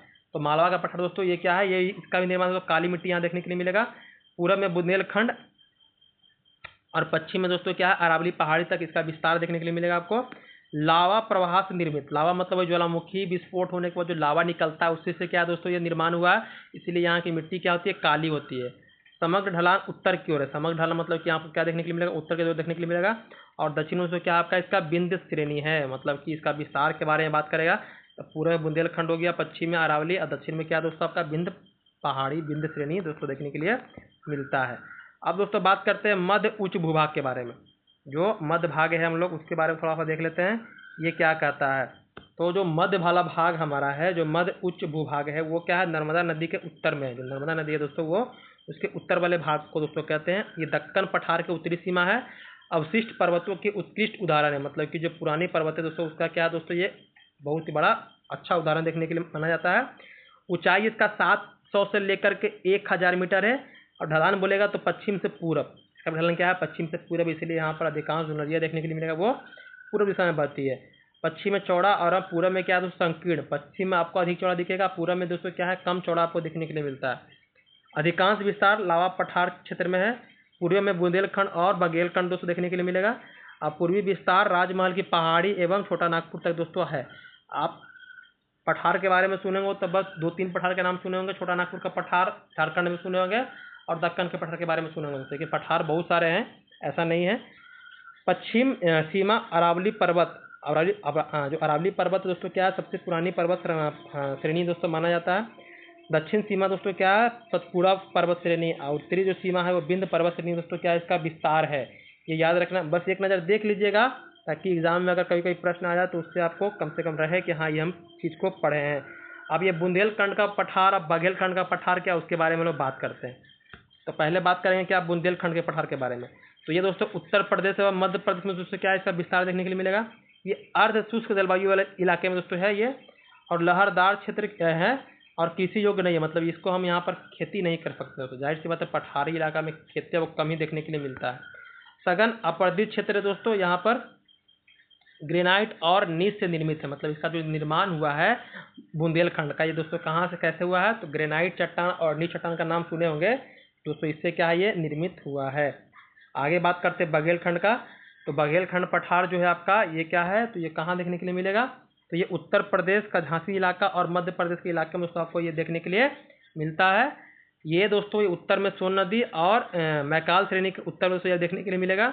ग्रेनाइट, चूना पत्थर एवं बलुआ पत्थर दोस्तों क्या हुआ बघेलखंड का दोस्तों निर्माण हुआ है। जैसे बुंदेलखंड का ग्रेनाइट और नीच से हुआ है दोस्तों, इसका भी निर्माण आपको ग्रेनाइट और चूना पत्थर पर दोस्तों देखने के लिए मिला है। मतलब यहाँ पर आप जाइएगा तो यहाँ पर ग्रेनाइट, चूना पत्थर, बलुआ पत्थर के दोस्तों अधिकता आपको ज़्यादा देखने के लिए मिलेगी, ये याद रखना है आपको। आगे आते हैं हम लोग, आगे है छोटा नागपुर का पठार। जो आप पढ़ते हैं कि झारखंड राज्य में क्या है छोटा नागपुर का पठार, लेकिन मुख्य ज़्यादातर भाग इसका छोटा नागपुर का झारखंड में, लेकिन ये दोस्तों एक राज्य में फैला हुआ नहीं है। उत्तर पूर्व में दोस्तों राजमहल की पहाड़ी और उत्तर पश्चिम में फोन नदी के बीच से इसका विस्तार है। गोंडवाना जो चट्टान है दोस्तों इससे क्या छोटा नागपुर का पठार दोस्तों निर्मित है। इसका विस्तार झारखंड, छत्तीसगढ़, पश्चिम बंगाल में देखने के लिए मिलेगा। दामोदर नदी के उत्तर में हजारीबाग पठार तो दक्षिण में रांची का पठार दोस्तों इसी का भाग है, देखने के लिए मिलता है। अन्य नाम दोस्तों है भारत का रूढ़ पाठ भूमि दोस्तों हम लोग कहते हैं। अगर बोले आपको भारत का रूढ़ प्रदेश दोस्तों कहाँ है तो जर्मनी में है। कहाँ दोस्तों जर्मनी में है। रूढ़ मतलब कहने का मतलब जहाँ पर क्या होता है खनिज पदार्थ दोस्तों अधिकता होती है। तो छोटा नागपुर का पठार है वहाँ पर दोस्तों क्या होता है खनिज पदार्थ होते हैं, वहाँ पर दोस्तों ज़्यादा मात्रा में मिलते हैं, इसलिए इसको क्या कहा जाता है भारत का रूढ़ कहा जाता है या पाठ भूमि कहा जाता है। ये भी ध्यान दीजिएगा। रूढ़ कहाँ है तो रूढ़ दोस्तों जर्मनी में पड़ता है। खनिज समृद्ध क्षेत्र, लोहा, कोयला आदि दोस्तों यहाँ पर देखने के लिए ज़्यादा मिलेगा। दामोदर, स्वर्णरेखा, उत्तरी कोयल, दक्षिणी कोयल, बराकर नदियों का प्रवाह क्षेत्र दोस्तों यहाँ से होता है, ये भी ध्यान रखना है आपको। अब आते हैं आगे हम लोग दक्कन के पठार के बारे में। किसके बारे में दक्कन के पठार के बारे में दोस्तों। तो दक्कन का पठार का जो निर्माण हुआ है वो भी दोस्तों किससे हुआ लावा से हुआ, ज्वालामुखी विस्फोट से हुआ दोस्तों। तो जब लावा से निर्माण होगा तो जाहिर सी बात है इसकी मिट्टी कैसी होगी तो इसकी मिट्टी सर काली होगी। तो बेसाल्ट लावा के अपर्दन एवं अपक्षय से दोस्तों इसका निर्माण हुआ है। पूरब में पूर्वी घाट में यहाँ पर देखने के लिए मिलेगा और पश्चिमी एवं पूर्वी घाट का ये मिलन बिंदु नीलगिरी जो है पहाड़ी, यहाँ पर पश्चिमी घाट पूर्वी घाट दोनों मिलता है। कभी कभी प्रश्न पूछता है कि पश्चिमी घाट मतलब कि ये जो इलाका है पश्चिम का और ये पूर्व का इलाका है घाट का, ये दोस्तों यहाँ पर नीलगिरी है तो यहाँ पर मिलता है। ये पर्वत श्रेणी का नाम है पश्चिमी घाट पूर्वी घाट, याद रखिएगा। ये पश्चिमी घाट पूर्वी घाट देखिए तो वहाँ पर्वत श्रेणी देखने के लिए मिलेगा आपको, मतलब पर्वत लगातार में देखने के लिए आपको मिलता है। तो ये दोनों कहाँ मिलता है दोस्तों तो ऐसा प्रतीत होता है कि दोनों ये कहाँ मिल रहा है तो नीलगिरी में दोस्तों मिल रहा है। बाकी है कि ये पश्चिमी घाट में दोस्तों इसका भी विस्तार आपको देखने के लिए मिलता है। बाकी बता दिए कहाँ से इसका निर्माण हुआ है। और उत्तर में सतपुड़ा, मैकाल और महादेव पहाड़ दोस्तों देखने के लिए इसका मिलता है। ये सब आपको मध्य प्रदेश में देखने के लिए मिलेगा। अब आते हैं हम लोग किसके बारे में तो पश्चिमी घाट के बारे में बात करें तो पश्चिमी घाट देख ही लेते हैं आप। तो जो पश्चिमी घाट है क्या है तो सतत श्रृंखला है, मतलब हमेशा बढ़ने वाली श्रृंखला है। ये पर्वतीय वर्षा, मतलब पश्चिमी घाट में दोस्तों बहुत ज़्यादा वर्षा होती है। जब मानसून जब प्रवेश करता है तो पश्चिमी घाट में दोस्तों प्रवेश करता है। केरल जो पड़ता है वो पश्चिमी घाट का हिस्सा है, इसलिए यहाँ पर ज़्यादा वर्षा होने के कारण जो जैव विविधता है दोस्तों, जीवों में जो विविधता है वो ज़्यादा देखने के लिए दोस्तों मिलती है। कहाँ पर पश्चिमी घाट। इसका अन्य नाम है सहाद्री। अगर पूछेगा कि सहाद्री किसे कहते हैं पश्चिमी घाट को, या पश्चिमी घाट का अन्य नाम क्या है तो सहाद्री है दोस्तों। दक्कन के पठार के पश्चिम में दोस्तों देखने के लिए मिलेगा। औसत ऊंचाई इसका 1500 मीटर है। पूर्वी घाट से अधिक ऊंचा है कौन आपका पश्चिमी घाट दोस्तों, याद रखिएगा। दक्षिण में अधिक इसकी जो ऊंचाई है दक्षिण में दोस्तों अधिक है, मतलब कि मान लीजिए कि आपका ये भारत का जो इलाका है, तो जैसे हम आए के उत्तर से लेके कहाँ दक्षिण तक, तो उत्तर में इसके जो पर्वतीय श्रेणी है वहाँ पर कम ऊंचा है, नीचे क्या है दोस्तों ज़्यादा देखने के लिए मिलेगा ऊंचाई। इसीलिए जो पश्चिमी घाट का जो सबसे ऊंचा बिंदु है, मतलब ऊंची चोटी क्या है, अर्नाई दोस्तों। क्या है अर्नाई जो आपको क्या पड़ता है, ये दक्षिण में ही पड़ता है। कहाँ पड़ता है, पश्चिमी घाट के दक्षिण में ही पड़ता है, जो आपका दोस्तों दक्षिण भारत का सबसे ऊंचा चोटी है। ये भी ध्यान रखिएगा, देखिए यहाँ पर दे दिया आपको कि सबसे ऊंची चोटी आपका अन्नाई है, जो अन्नामलाई पहाड़ी पर दोस्तों देखने के लिए मिलता है। दूसरी सबसे ऊंची चोटी क्या है, दोदा बेटा, जो नीलगिरी की सबसे ऊंची चोटी है। नीलगिरी में दोस्तों आपको ये पहाड़ी देखने के लिए मिलेगा, याद रखिएगा। 2695 अन्नाई और डोडा बेटा दोस्तों क्या है, ये 2633 दोस्तों इसकी ऊंचाई है, याद रखना है आपको। वहीं बात करते हैं कि अधिकांश प्रायद्वीपीय नदियां का उद्गम स्थल क्या है दोस्तों, पश्चिमी घाट ही है। प्रमुख दर्रे के बारे में बात करें, थाल घाट भोर घाट महाराष्ट्र में है, पाल घाट आपका केरल में दोस्तों, याद रखिएगा, ये भी भूलिएगा नहीं। अब हम लोग बात करते हैं पूर्वी घाट के बारे में। तो बता दिए कि पूर्वी घाट की ऊंचाई क्या है, कम है किससे, पश्चिमी घाट से। तो ये सतत नहीं है, मतलब कि नदियों द्वारा दोस्तों ये खंडित है। सतत कहने का मतलब कि दोस्तों लगातार जो पर्वत रहता है वो दोस्तों इस तरह से। अब ये जो है नदियों द्वारा क्या है, बता दिए कि जो नदियाँ है हमारे भारत में क्या है, पश्चिम से पूरब के बंगाली खाड़ी में गिरती है। तो ये पूर्वी घाट है ना, ये क्या है दोस्तों, बीच बीच में आपका ऐसी तरह से है, मतलब नदियाँ ने क्या किया, रास्ता अपना बना लिया दोस्तों। तो इस तरह से क्या है दोस्तों, ये खंडित हुआ है, ये भी ध्यान रखिएगा। औसत ऊंचाई का 600 किलोमीटर है। हाँ, दक्षिण से पश्चिम में शिवराय एवं जावेड़ी पहाड़ी दोस्तों आपको देखने के लिए मिलेगा। अब विस्तार महानदी से नीलगिरी की जो पर्वत है वहाँ तक है दोस्तों। और सबसे ऊंची चोटी इसका है दोस्तों महेंद्रगिरी। कौन है, महेंद्रगिरी पूर्वी घाट का। पश्चिमी घाट का बोलेगा तो अर्नाई याद रखिएगा, ये ध्यान देने वाली बात है। अब आते हैं आगे हम लोग, थोड़ा सा और है, ज़्यादा नहीं। अब उत्तर पूरब पठार मेघालय का पठार के बारे में हम लोग पढ़ते हैं। तो जो मेघालय का पठार है दोस्तों, यहाँ पर क्या क्या देखने के लिए मिलेगा। तो मेघालय का पठार दोस्तों आपको गारो खासी जयंतिया दोस्तों, ये पहाड़ी है, पहाड़ी भी है और जनजाति भी है जो यहाँ पर निवास करते हैं। तो गारो खासी जयंतिया याद रखिएगा। अति अपर्दित क्षेत्र है दोस्तों ये आपका। अधिकतर वर्षा दक्षिण पश्चिम मानसून से दोस्तों यहाँ पर देखने के लिए मिलता है, क्योंकि आपको पता है कि मेघालय में सबसे ज़्यादा वर्षा होता है। उसके बाद बात करते हैं कि अन्य नाम इसको हम बोलते हैं कार्बी एंगलोंग पठार एवं उत्तर कचाड़ पहाड़ी दोस्तों इसको हम लोग कहते हैं। पश्चिम बंगाल के मालदा गैप राजमहल पहाड़ी एवं मेघालय पठार के बीच के कारण दोस्तों ये क्या है, अलग हुआ है। उसके बाद हम लोग बात करते हैं कि प्रायद्वीपीय पठार का एक विस्तारित भाग है। जो प्रायद्वीपीय पठार देख रहे हैं उसी का दोस्तों इसको अंग माना जाता है, किसको, उत्तर पूर्व मेघालय का पठार का दोस्तों। उत्तर पूर्व का पठार इसी को हम लोग मेघालय के पठार के नाम से जानते हैं। कोयला, लोहा, चूना, पत्थर आदि दोस्तों यहाँ पर खनिज पदार्थ आपको देखने के लिए मिलेंगे दोस्तों। आगे हम लोग बात करते हैं अरावली पर्वत श्रेणी। अरावली पर्वत श्रेणी दोस्तों क्या है, जो अवशिष्ट पर्वत से दोस्तों निर्माण है और भारत का प्राचीनतम पर्वत श्रृंखला एवं विश्व का भी प्राचीनतम पर्वत श्रृंखला में दोस्तों क्या है, एक है। कौन, आपका अरावली। इसका विस्तार दोस्तों क्या है, ज़्यादातर भाग दोस्तों इसका राजस्थान में, इसलिए ऑप्शन में राजस्थान देगा तो राजस्थान टिक कीजिएगा, नहीं तो विस्तार दोस्तों इसका राजस्थान, गुजरात, हरियाणा, दिल्ली में देखने के लिए मिलेगा। और सर्वोच्च चोटी इसका दोस्तों गुरु शिखर है। अरावली पर्वत की सबसे जो ऊंची चोटी है ये क्या दोस्तों, गुरु शिखर है। अरावली पर्वत श्रेणी है दोस्तों। पर्वत श्रेणी कहने का मतलब कि वहाँ पर बहुत सारे पर्वत आपको देखने के लिए मिलेगा। उसी पर्वत श्रेणी में से जो अरावली पर्वत श्रेणी का सबसे ऊंचा चोटी है क्या है, आपका गुरु शिखर दोस्तों। इसको भी आप ध्यान रखिएगा। अब आते हैं हम लोग आगे बात करते हैं पर्वत सतपुड़ा के बारे में। तो सतपुड़ा क्या है दोस्तों, तो सतपुड़ा का विस्तार है आपका महाराष्ट्र और मध्य प्रदेश में ज़्यादातर देखने के लिए मिलेगा। वहीं बात करते हैं कि सतपुड़ा पर्वत श्रेणी का सर्वोच्च चोटी है धूपगढ़, जो मध्य प्रदेश के पंचमढ़ी में है दोस्तों, याद रखिएगा। उत्तर में नर्मदा नदी और दक्षिण में ताप्ती नदी। मतलब सतपुड़ा जो है वो किसके बीच में है, अगर नदियों के बारे में बात करेगा तो नर्मदा नदी और जो ताप्ती नदी है उसके बीच में सतपुड़ा पर्वत है दोस्तों। मतलब कि नर्मदा नदी सतपुड़ा के उत्तर से बहती है और ताप्ती नदी सतपुड़ा पर्वत श्रेणी है उसके दक्षिण से बहती है। विस्तार बता दिए, छोटी बता दिए, बात हम लोग कर लिए। अब आते हैं नीलगिरी के बारे में। तो नीलगिरी के बारे में बता दें, नीलगिरी जो पहाड़ी है पश्चिमी घाट और पूर्वी घाट का क्या है दोस्तों, मिलन बिंदु है, मतलब कि मिलन स्थल है। माना जाता है कि पश्चिमी घाट और पूर्वी घाट दोस्तों यहीं पर आकर के मिलती है। अगर बोलेगा कि सबसे ऊंची चोटी नीलगिरी पर्वत श्रेणी की कौन सी है, तो डोडा बेटा। बता दिए दक्षिण भारत की सबसे दूसरी ऊंची चोटी है। पहली कौन है, तो अन्नाई दोस्तों, जो अन्नामलाई पर्वत श्रेणी पर है। तमिलनाडु में तो डोडा बेटा है। इसका विस्तार कहाँ है नीलगिरी का, तो तमिलनाडु, केरल, कर्नाटक में फैला हुआ है, ये भी आपको याद रखना है। अब आते हैं आगे भारत का मरुस्थल के बारे में। तो भारत का मरुस्थल कहाँ देखने के लिए मिलता है, जो हमारे भारत का जो उत्तरी पश्चिमी उत्तर वाला भाग है, पश्चिम उत्तर भारत, राजस्थान वाला, ये गुजरात वाला इलाका है, वहाँ पर दोस्तों आपको देखने के लिए मिलता है क्या, मरुस्थलीय क्षेत्र देखने के लिए मिलता है। तो मेसोजोइक युग में समुद्र का हिस्सा था। कौन? ये माना जाता था कि ये जो मरुस्थल है ये मेसोजोइक युग। अलग अलग युग में बांट कर हम लोग क्या करते हैं दोस्तों, अपना इतिहास को पढ़ते हैं। तो मेसोजोइक युग में जो इलाका देख रहे हैं ये पश्चिमोत्तर भारत का जो आज थार मसल बना हुआ है दोस्तों, वो क्या था? समुद्र का इलाका था। अरावली पर्वत के उत्तर पश्चिम में दोस्तों ये आपको देखने को मिलेगा। ये यहाँ रेतीले टीले पर बरखान पाए जाते हैं। बरखान दोस्तों जो क्या होता है, हवा से जो रेगिस्तान में दोस्तों बन जाता है आकृति, उसी को हम लोग बरखान बोलते हैं। 150 मिलीमीटर से कम वर्षा दोस्तों यहाँ पर देखने के लिए मिलता है। ये क्या? शुष्क जलवायु वाला क्षेत्र दोस्तों, बहुत कम वनस्पति मिलेगा। जाहिर सी बात है, वर्षा कम है तो वनस्पति भी कम होगा। अत्यधिक वाष्पीकरण होता है दोस्तों यहाँ पर। नदियाँ अल्पकालिक तथा कुछ नदियाँ मरुस्थल में लुप्त हो जाती है। लुप्त होने नदियों में देखने के लिए मिलेगा लूनी मिलेगा आपको दोस्तों, ये क्या? कच्छ के रण में दोस्तों लुप्त हो जाती है। और सबसे बड़ी नदी कहाँ है? आपको ये देखने के लिए मिलता है। ढाल के आधार पर विभाजन हम लोग क्या करते हैं, उत्तरी भाग जो सिंधु की ओर ढाल है और दक्षिणी भाग जो कच्छ के रण की ओर दोस्तों है। कच्छ मतलब कहाँ है दोस्तों? गुजरात में आपको देखने के लिए मिलता है। आगे हम लोग आते हैं पश्चिमी तटीय मैदान के बारे में। तट जो तटीय मैदान है उसके बारे में बात करते हैं, बस थोड़ा सा और बताएंगे। तटीय मैदान के बारे में बात करते हैं, तो विभाजन के बारे में बात करें तटीय मैदान का हम लोग।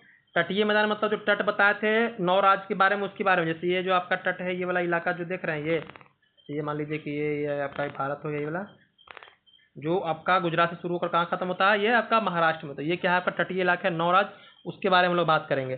तो हम लोग बात करते हैं विभाजन के बारे में बात करेंगे। तो जो तट है, पश्चिमी तट के बारे में बात कर ले। जैसे पश्चिमी तट हो गया तो इसको हम लोग क्या करते हैं, कच्छ एवं काठियावाड़ तट के बारे में बात करते हैं। कोंकण तट का नाम सुने, गोवा तट हो गया, मालाबार तट हो गया। तो कौन कौन सा तट कौन कौन से राज्य में, इसको ध्यान रखिएगा। कच्छ और काठियावाड़ तट गुजरात में, कोंकण तट महाराष्ट्र में, गोवा तट गोवा में रहेगा, और जो मालाबार तट है वो केरल में दोस्तों। ये क्या है? संकीर्ण पट्टी है। संकीर्ण मतलब दोस्तों क्या है? कम चौड़ा है। विस्तार गुजरात से लेकर कहाँ तक है? केरल तक है। देख लिए हम लोग, गुजरात से केरल तक। पतनों या बंदरगाहों के विकास के लिए अनुकूल है, क्योंकि जो पश्चिमी तटीय मैदान है दोस्तों या पश्चिमी घाट है वो दोस्तों क्या है, वहाँ पर जो समुद्र है दोस्तों, वहाँ पर क्या है? गहराई ज़्यादा है। और वहाँ गहराई ज़्यादा होने के कारण दोस्तों बंदरगाह बनाना दोस्तों क्या है, वहाँ पर सुविधाजनक होता है। ये याद ध्यान रखिएगा। यहाँ की नदियाँ डेल्टा का निर्माण नहीं करती है। पश्चिमी घाट में जो भी नदियाँ, पश्चिमी मैदान में जो भी नदियाँ, वहाँ पर डेल्टा निर्माण नहीं करती। क्या करती है? तो एस्चुरी का निर्माण करती है। क्या करती है? एस्चुरी। एस्चुरी का मतलब होता है दोस्तों, नदियों क्या करती है, अपने द्वारा जब मार्ग में जिस मार्ग से आती हैं तो अपने मार्ग में दोस्तों बहुत सारी क्या करती हैं दोस्तों, अवसाद को, गाद को लेके आती है। तो जो नदियाँ पूरब में बहती हैं, जो बंगाली खाड़ी में गिरती है दोस्तों, क्या करती है, अपने साथ लाए हुए गाद को दोस्तों, अपना जहाँ से उनको समुद्र में गिरना है वहाँ पर दोस्तों गाद को जमा करके दोस्तों एक आकृति बनाते हैं, जिसको हम लोग डेल्टा बोलते हैं। और जो पश्चिमी घाट की नदियाँ हैं या पश्चिम में जो अरब सागर में गिर रही हैं, तो अपने साथ जो गाद को ले जा रही हैं दोस्तों, उसको साथ में बहा कर क्या कर रहे हैं, गिरा दे रहे हैं। कहाँ पर? तो समुद्र में गिरा दे, तो वो दोस्तों आपका डेल्टा का निर्माण नहीं करते हैं। तो याद रखिएगा, जो भी नदियाँ पश्चिम की ओर बहेगी, जब बंगाल या अरब सागर में गिरेगी, वो दोस्तों डेल्टा का निर्माण नहीं करेगी। और जो दोस्तों बंगाली खाड़ी में गिरती है वो डेल्टा का निर्माण दोस्तों करती है, ये ध्यान रखिएगा। तो मध्य में संकीर्ण एवं उत्तर दक्षिण में तो चौड़ा आपको देखने के लिए मिलता है, ये भी याद रखना आपको। अब आते हैं हम लोग आगे, इधर बात करते हैं पूर्वी तटीय मैदान के बारे में। विभाजन बोलेगा तो उत्तरी सरकार जो उड़ीसा वाला भाग है, कोरोमंडल तट जो तमिलनाडु वाला भाग है। कभी कभी आपसे ऑप्शन में दे देगा और छाटने के लिए, कौन पश्चिमी घाट का हिस्सा नहीं है, तो दे देगा आपको यहाँ पर कोंकण तट, काठियावाड़ तट, मालाबार तट, कोरोमंडल तट। तो कोरोमंडल तट ये पूर्वी घाट का हिस्सा है, ये याद रखना है आपको। पतनों की संख्या यहाँ पर कम है क्योंकि यहाँ पर गहराई दोस्तों कम है। पश्चिमी घाट की अपेक्षा अधिक चौड़ा आपको यहाँ पर देखने के लिए मिलेगा। यहाँ की नदियाँ द्वारा विशाल डेल्टा का निर्माण किया जाता है। देखे होंगे सुंदरबन डेल्टा का नाम सुने होंगे। अब आते हैं भारत के तटरेखा की। तटरेखा की लंबाई हम लोग बता दिए कुल कितना है।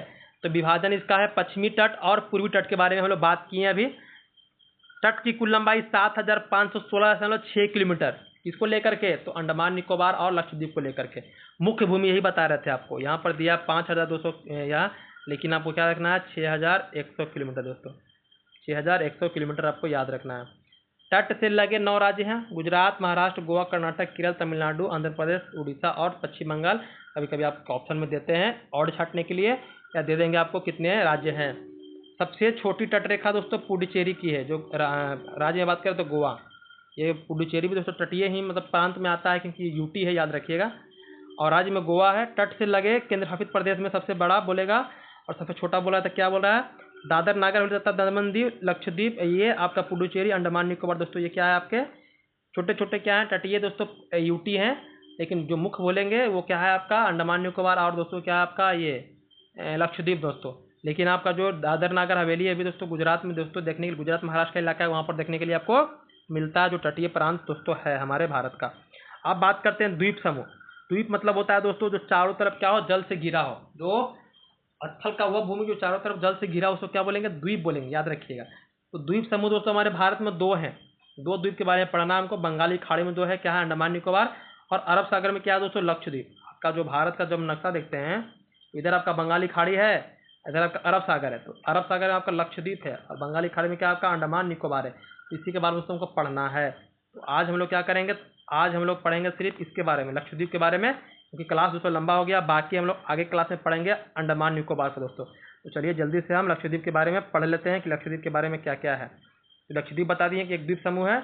अवस्थित बोलेंगे कि इसकी स्थिति क्या है, तो केरल से दोस्तों 280 से 480 किलोमीटर दूर है, अरब सागर में। पूर्व नाम इसका था लक्काद्वीप, मिनिकॉय या अमीन द्वीप दोस्तों इसको कहते हैं। विभाजन कैसे है, मतलब कौन कौन से द्वीप यहाँ देखने के लिए मिलेगा आपको, तो अमीनी द्वीप दोस्तों आपको सबसे उत्तर में दोस्तों इसका है। लक्षद्वीप का सबसे उत्तरी द्वीप है वो क्या है, अमीनी द्वीप।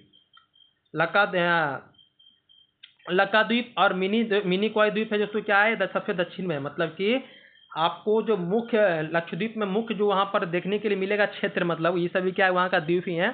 तो सबसे उत्तरी द्वीप जो देखने के लिए मिलेगा लक्षद्वीप का वो अमीनी द्वीप है, और सबसे दक्षिणी जो देखने के लिए मिला वो क्या है दोस्तों, आपका मिनिकॉय है। क्या है, मिनिकॉय। अगर पूछेगा मिनिकॉय क्या है तो लक्षद्वीप में है दोस्तों। वर्तमान में लक्षद्वीप, वर्तमान नाम क्या है दोस्तों, लक्षद्वीप 1973 से नाम रखा गया इसका। प्रवाल निक्षेप दोस्तों निर्मित है, ये क्या है, निर्मित है आपका लक्षद्वीप। प्रवाल मतलब कि शिप देखे होंगे, शिप का जो उजला व्हाइट व्हाइट देखे होंगे, उससे क्या है दोस्तों इसका निर्माण हुआ है, याद रखिएगा। क्षेत्रफल इसका कितना है, तो 32 वर्ग किलोमीटर दोस्तों। द्वीपों की संख्या 36 है इस पर। राजधानी इसका क्या है, कवारत्ती। क्या है दोस्तों, कवारत्ती। और सबसे बड़ा द्वीप क्या है दोस्तों, एंड्रोट। क्या है यहाँ पर, एंड्रोट। तो 8 डिग्री चैनल और 9 डिग्री चैनल दोस्तों याद रखिएगा। 8 डिग्री चैनल और 9 डिग्री चैनल क्या है, तो ये दोस्तों आपको बांटने वाला एक अक्षांश क्या है, अक्षांश विस्तार है। मतलब कि समझिए तो ये क्या, अक्षांश रेखा है। तो अगर आपसे पूछ दिया कि 8 डिग्री चैनल तो किसको बांट रहा है, तो मिनिकॉय को मालदीव से। जैसे यहाँ पर मालदीव है आपका, ये आपका क्या है, लक्षद्वीप है। क्या है आपका, ये मान लीजिए लक्षद्वीप है। तो लक्षद्वीप का सबसे दक्षिणी जो द्वीप है दोस्तों कौन है आपका, ये मिनिकॉय है। तो ये आपका मालदीव और मिनिकॉय के बीच में जो यहाँ पर से गुजर रहा है लाइन ना, वो क्या है, 8 डिग्री चैनल है। तो 8 डिग्री चैनल किसको बांट रहा है, तो मिनिकॉय को मालदीव से बांट रहा है। वहीं 9 डिग्री चैनल बोलेगा तो आपका दोस्तों ये क्या हो गया, मिनिकॉय हो गया। यहाँ पर क्या हो गया दोस्तों आपका लक्काद्वीप। 3 द्वीप बताए ना, ये मिनिकॉय, लक्काद्वीप, और यहाँ पर क्या है, अमीनी द्वीप दोस्तों, तो सबसे उत्तर में है। तो ये जो लक्काद्वीप है और ये जो मिनिकॉय है, जो ये आपका लक्काद्वीप है दोस्तों, इसको बांटने का, या सिंपल दे देगा मिनिकॉय लक्षद्वीप दे देगा। मिनिकॉय लक्षद्वीप को बांटने वाला जो चैनल है कौन है, वो 9 डिग्री चैनल है। तो उम्मीद करते हैं तो ये आपको समझ में आ गया होगा। बाकी 10 डिग्री के बारे में पढ़ेंगे हम लोग अगले में, जो अंडमान निकोबार से बांटने का काम करता है। तो कैसा लगा क्लास में बताइएगा। कोई समस्या समझने में दिक्कत आ रही होगी तो हमें कमेंट जरूर कीजिएगा दोस्तों, क्योंकि हमें जीएस का निचोड़ इसको पढ़ा करके हम आपका PYQ भी क्या करेंगे, साथ साथ लेकर चलेंगे, ताकि आपको कोई दिक्कत ना हो। अच्छे से तैयारी कीजिएगा, इस बार रिजल्ट दोस्तों पक्का दम ले ही आइएगा। बाकी जो भी करना है दोस्तों सोच समझ कर करना है दोस्तों, ध्यान रखना है, पेशेंस रखना है, और अच्छे से अपना दोस्तों क्या करना है, कार्य को मतलब कि अंजाम तक पहुंचाना है दोस्तों, ताकि आपका रिजल्ट आ जाए और 2025 में दोस्तों क्या आपको सिलेक्शन हो जाए, ताकि आपको लंबा इंतजार दोस्तों ना करना पड़े। धन्यवाद दोस्तों।